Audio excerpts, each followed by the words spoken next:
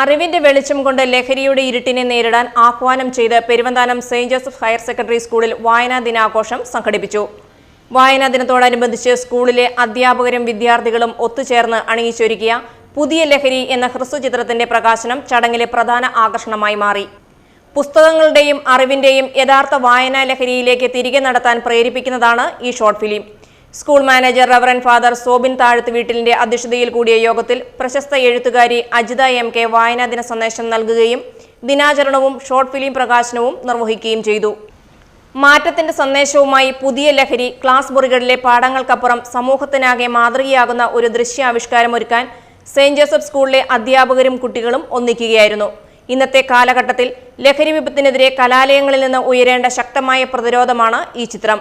യോഗത്തിൽ PTA president Saju പൗവത്തിൽ ആശംസകൾ അർപ്പിച്ച് സംസാരിച്ചു. വായനാ ദിനാഘോഷത്തോടനുബന്ധിച്ച് വിദ്യാർത്ഥികൾക്കായി സ്കൂളിൽ വിവിധ മത്സരങ്ങളും സർഗാത്മക പരിപാടികളും സംഘടിപ്പിച്ചിരുന്നു. ചടങ്ങിൽ സ്കൂളിലെ അധ്യാപകരും വിദ്യാർത്ഥികളും രക്ഷിതാക്കളും ഉൾപ്പെടെ പങ്കെടുത്തു. നേരത്തെ പുസ്തകമൊന്നും വായിക്കുന്നില്ലായിരുന്നല്ലോ? ഇല്ല, ഇപ്പൊ വായിക്കാൻ ഇച്ചിരി ഇൻട്രസ്റ്റ് ആയി. നല്ല മാറ്റമാണല്ലോ. ചില ലഹരികൾ ജീവിതം നശിപ്പിക്കും, ചില ലഹരികൾ ജീവിതം മാറ്റും. വായന എന്ന ലഹരി മനുഷ്യനെ ഉയരങ്ങളിലേക്ക് നയിക്കും. ഒരു നല്ല പുസ്തകം ഒരു നല്ല ജീവിതത്തിലേക്കുള്ള ആദ്യ ചുവടാണ്.